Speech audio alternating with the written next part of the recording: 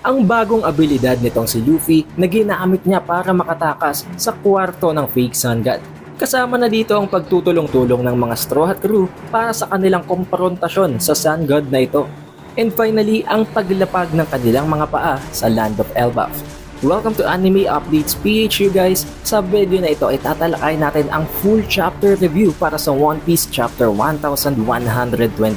Pero bagong lahat, huwag niyo muna kalimutang mag-iwan ng like, mag-subscribe at i-ring ang bell button para ma-notify kayo tuwing magkakaroon tayo ng bagong video tungkol sa One Piece, especially sa mga chapter reviews na to. Kaya naman huwag na nating patagalin pa. Let's go! Sa pagsisimula ng chapter nang dahil na nga sa mga naidulot na cracks at mga basag nitong sila Luffy sa ginawang diorama or barrier ng Lego Kingdom na ginawa ng fake Sun God, nakikita na ngayon ng mga townspeople sa loob ng illusionary kingdom na ito na ginawa niya ang labas or ang outside na kung saan ay naroroon at nakatayo ang kanilang itinuturing na Sun God. Dito ay iniisip ng mga townspeople na ito na ang katapusan ng mundo nang dahil sa delubyong nangyari. Nagkakaroon na daw ng napakaraming mga apoy sa paligid at dito ay nag-appear na nga ang kanilang tinatatakutang Sun God. Ang Sun God naman hindi maipaliwanag ang galit at pagkainis nang makita niya ang kanyang mga pets, ang kanyang mga servants na ang mga higanteng hayop na mga crow, isang ahas at ang mga daga ay binugbog na pala nitong sila Luffy. Galit na galit siya, however itong sila Luffy ay patuloy pa rin sa pagtakas. Nararamdaman din nila, especially nitong si Usopp, ang napakatinding earthquake na naidudulot ng pagdadagundong sa kwarto ng Sun God. Dito ay sinabi nitong si Luffy na iwasan nitong si Iskat or ng higanteng pusang ito ang mga Lego blocks or ang mga Lego buildings dahil even up to this point na hinahabol na nga sila ng Sun God na ito para hulihin at para paglaruan, iniisip pa rin itong si Luffy at naniniwala pa rin siya na napakagaling at napakagandang piece and artwork ang ginawang kingdom na ito ng Sun God. Hindi siya makapaniwalang gawa itong lahat sa Lego blocks. Kaya ayaw niya itong masira at ayaw niyang masayang ang pinaghirapan ng fake na Sun God na yon. Ang mga mamamayan naman ng Lego Kingdom hindi makapaniwala na ang itinuturing nilang isa sa mga deity na si Iskat ay nasa ibabaw nila at parabang patalon-talon lamang sa higanting mga building na to. Hindi lamang yun, mas lalo pa silang nagulat nang makita nila na si Iskat pala ay hinahabol mismo ng Sun God. Nakita natin dito na galit ang Sun God maging kay Iskat dahil iniisip niya na binebetray at tinatraidor siya nito habang tinutulungan itong sila Luffy. Nasabi pa nga dito nitong si Usopp at ni Nami na kahit daw napakalaki daw ng illusionary kingdom na ito, hindi naman talaga ito actually ganito kalawak. Isa lamang tong ilusyon dahil kung iisipin, hindi naman ganun kalaki ang room ng fake na Sun God at ang diorama or ang Lego Kingdom naman na ito ay nasa loob lang ng room na yon. Hindi nagtagal ay itinapo naman ni Nami ang nakuha nilang mapa na ipinagtaka nitong si Usopp, subalit in-explain sa kanya ni Nami na hindi na yun kailangan dahil na-memorize at nakabisado niya na ang lahat ng contents ng mapa na yon. In-explain din ni Nami kung paano naging ilusyon ang lahat ng ito habang sinasabing kitang-kita daw nila ang pinto na nakita nila kanina at ang lahat ng mga ulap na iniisip nilang totoo ay mga cotton lamang na nakasabit sa kisame. Ang 2/3 pala ng buong kwarto ng fake na Sun God na ito ay ginawa niya ng parte ng Lego Kingdom or ng diorama habang ang natitirang 1/3 ay ang natatanging lugar na para sa kanya. Makikita natin dito na nasa gitnang parte itong sila Luffy at ang kanilang sinasakyan na si Iskat at ang natatanging lugar na kailangan nilang puntahan ay ang Great Tree, ang tinuturing nilang Yggdrasil Tree na hindi naman actually buo dahil ang kalahati lang nito ang makikita sa mapa na nangangahulugan na nakadikit at nakasagad ang buong kingdom na ito sa pinakagilid ng other side ng kwarto. So it means kung wawasakin nila ang parteng iyon ng Yggdrasil Tree or ang side na yon ng Lego Kingdom ay makakatakas na sila dahil at the same time pag sinira nila ang mirror na yon na ginagamit para balutan ang Lego Kingdom, madadamay din sa pagkasira ang wall na bumabalot sa room ng fake giant. Subalit hindi sila hinayaang makatakas ng fake Sun God. Naglabas ito ng iron net mula sa kanyang sun staff o ang parabang tungkod na ginagamit niya at nagsisimbolismo ng pagiging isang Sun God niya. Sa pamamagitan nito, hinuli at binalot niya ang buong Straw Hat Crew sa higanteng net na ito. Dito ay nagulat din maging ang mga townspeople dahil hindi sila makapaniwala kung ano ang dahilan at bakit hinuhuli ng fake na Sun God itong si Iskat. Pero at the same time, hindi din sila makapaniwala at hindi din nila alam ang dahilan kung bakit hinahayaan itong si Iskat na sumakay sa kanya ang mga strangers na to. However, knowing Zoro and Sanji, hindi nila hinayaan na manatili sila sa loob ng net na parabang inferior sila compared sa giant na yon. Sa pamamagitan ng katana nitong si Zoro at sa pamamagitan ng sipa nitong si Sanji ay sinira nila ng napakadali ang iron and metal net na ginawa ng giants habang tumatakas naman si Iskat at patuloy ang ginagawa nilang pagtakbo. Dahil dito hindi makapaniwala ang fake na Sun God na nakawala sila dahil iniisip niya na bakal na ginawa niyang net. It is indestructible kaya nagtataka siya kung bakit nawasak yon. It seems at this point hindi niya pa alam kung ano ang kakayahan ng mga Straw Hat. Pero kahit na ganun, hinayaan niyang makatakbo itong sila Iskat habang iniisip na walang kwenta ang pagtakas nila dahil ang tinatahak nilang daan ay ang daan na kung saan ay ililid sila papunta sa Ear God. Ang Ear God na tinatawag din niyang Gluttony Bunny. Ito ay isang carnivorous na bunny na kinakain at nag-uumapaw ang katakawan.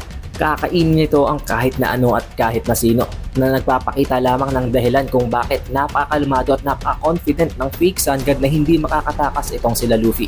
However, sinabi sa kanya ng mga townspeople na wala na at patay na ang Ear God. Nagalit lamang ng lubusan ang fake na Sun God na ito nang makita niya na boto-boto na lamang ang natira sa Ear God dahil laluto at kinain na ito nila Luffy. Pero imbes na mas lalo pang mainis at mawala sa sarili sa sobrang galit, para bang mas lalo pang natuwa ang fake na Sun God na ito. Nagkaroon siya ng napakatinding mga imaginations na para bang ang nangyaring ito ay nangyayari sa isang show, sa isang manga or sa isang fantasy na kung saan ay nagkakaroon ng napakalaking plot twist at ng isang napakalaking kaganapan. Sinabi niya na hindi daw dapat niya in-underestimate ang mga Straw Hats at ito daw ay ang mga maituturing na tunay na evil na dumating sa kanilang kingdom. At dahil sa evil na yon ay may iboborn or isisilang ang isang tunay na hero. Napakarami pang wild imaginations ang tumatakbo sa isip ng fake na Sun God, subalit at the same time, naisip ng mga townspeople na maaaring ito na ang pagkakataon para tumakas. Dahil ngayon ay naguguluhan na ang fake Sun God at para bang sumasang-ayon sa kanila ang pagkakataon dahil nagkaroon na ng crack ang kanilang kinaroroonan na kingdom, meaning mayroon na silang madadaanan para lumayo at maiwasan ang fake na Sun God na to. Sinabi pa ng fake na Sun God na ito na kung kinilala at na-recognize sila ng kanyang captain na si Hyrule, pues siya hindi niya nare-recognize ang mga ito. Upon reaching their goal at ang location na kung saan ay kailangan na nilang wasakin ng dingding ay ginamit ni Usopp ang kanyang lethal green star skull bomb grass na nag-create ng isang napakalaking explosion.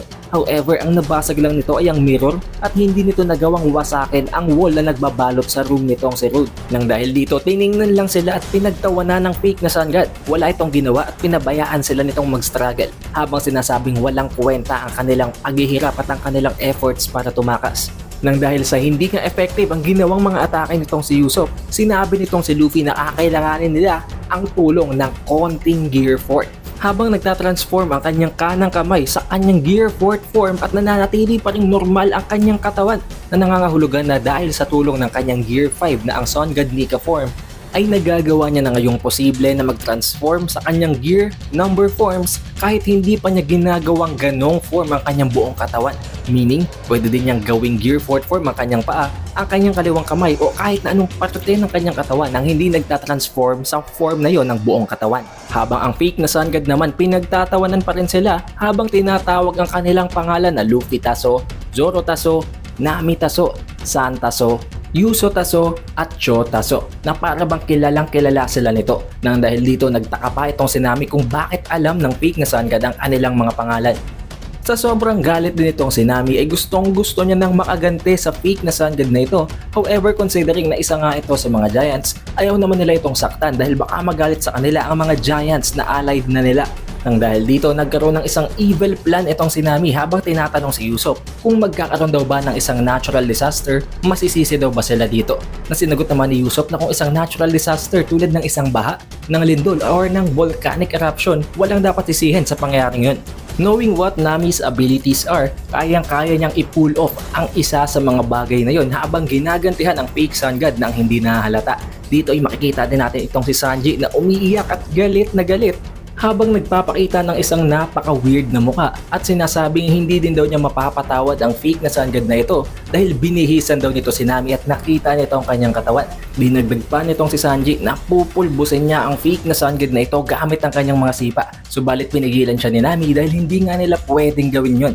Then here comes the explanation kung paano nakarating ang Straw Hat crew na ito papunta sa Lego Kingdom. Umuwi na lang pala itong si Mugen na dala-dala ang Thousand Sunny. Si Mugen ay ang giant crew na isa sa mga pet nitong si Fake Sun God. Upon checking the ship na dala-dala ng giant crew ay nakita nitong si Rodo na nandito pala ang OG na Straw Hat crew. Dito ay makikita din natin ang tunay na identity ng Fake na Sun God na ang navigator ng giant pirates crew. Hindi siya nag-agree na maging parte ng Straw Hat Grand Fleet dahil iniisip niya na napaka-superior ng mga giants, ang pinakamalalakas na mga warriors sa Elbaf. Kaya kahit na yun ang desisyon ng kanilang captain na si Hyrodin, mas pinili niya pang tumiwalag at huwag na lamang sumunod dito. Nang mahawakan niya ang katawan ng mga normal na taong ito, ay pinagtawanan niya ito habang sinasabing napakapayat at napaka-frail daw ng kanilang mga body. However, pagdating kay Nami, nag-iba ang kanyang opinyon. Habang sinasabing napakaganda daw ng katawan nitong si Nami at nasabi niya pa na si Nami ang gagawin niyang queen. Magigising na sana itong sila Luffy, sila Usopp at ang iba pang mga parte ng crew. However, bago pa man lamang sila makamulat ay inesprayan na naman sila nitong si Rodo ng mas marami pang sleeping gas. Also guys, bago pa sila makuha ni Mugen, napadaan sila sa sleeping mist area na dahilan kung bakit nakatulog hindi lamang ang mga nakasakay sa Thousand Sunny, kung hindi ang mga nakasakay din sa giant ship. And also guys, although it is not stated sa chapter na ito, I think ang iba pang mga townspeople na nasa loob ng Lego Kingdom ay hindi talaga parte ng Elbaf at yun ay mga naligaw na pirates lamang na kinuha din itong si Mugen at ginagamit niya ngayong mga puppets sa kanyang roleplay. Ang isa pa sa mga dahilan kung bakit napaka-confident nitong si Rodo or ng Fake na Sun God na ito na hindi makakawala ang kanyang mga ginagawang puppet ay dahil sa hindi lamang sa dahil nababalutan sila ng Lego Kingdom, kung hindi dahil ang room na kung saan naroroon ang diorama na ito ay isang detention center pala para sa mga giants na dahilan kung bakit napakatigas ng mga walls nito. Pinagtatawanan niya ngayon itong sila Luffy at kung paano sila mag-struggle habang sinasabi ngayong wala na silang tatakbuhan, bakit hindi na lamang sila sumunod at maging parte ng kanyang roleplay. Dito na lamang niya napansin na may namumuo ng mga itim na ulap sa kanyang itaas at hindi itong mga peking ulap na ginawa niya. Ito ay mga tunay na thunderclouds. Ito ay si Zeus at huli na nang ma-realize niya na tinamaan na siya ng isang napaka-massive na thunderbolt. Dahil dito gulat na naman ang mga townspeople dahil napakatindi at napakagulo na nga naman ang nangyayari sa loob ng Lego Kingdom. And as for the last 2 pages, isa itong double spread page na nagpapakita ng napakagandang mga panels. Makikita natin dito na unti-unting nagsistretch na naman ang braso nitong si Luffy habang ginagamit niya ang gear fort sa kanyang kanang kamay. Confidently iniisip ng mga Straw Hat crew at maging nitong si Ace Cat na finally makakatakas na sila mula sa Lego Kingdom na ito. Habang dinedeploy at nilo-launch naman itong si Luffy ang kanyang Gomu Gomu no King Kong Gun. Completely nabutas at nawasak nito ang room ng Fake na Sun God na yon at makikita na nila ang labas ng kwartong yon. Ito na nga ba ang Elbaf?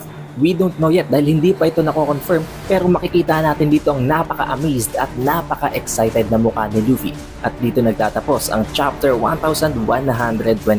What do you guys think about this chapter? Ilagay nyo lang yan sa comment section below para mapag-usapan pa natin. Kung nakarating ka sa huling parteng ito ng video, surely you had a great time. Kaya mag-iwan ka na ng like, mag-subscribe at i-ring mo na ang bell button para ma-notify ka tuwing magkakaroon tayo ng bagong chapter reviews, bagong theories at mga analysis para sa storya ng One Piece, especially sa mga spoilers. Also, don't forget to follow at i-like ang ating official Facebook page by the name na Anime Updates PH. Pareho lang sila ng pangalan kaya madali nyo lang yung mahanap guys. Dahil doon tayo magre-release ng mga announcements at iba-iba pang mga posts regarding One Piece. I hope you guys visit Anime Updates PH again and I will see you guys on the next one.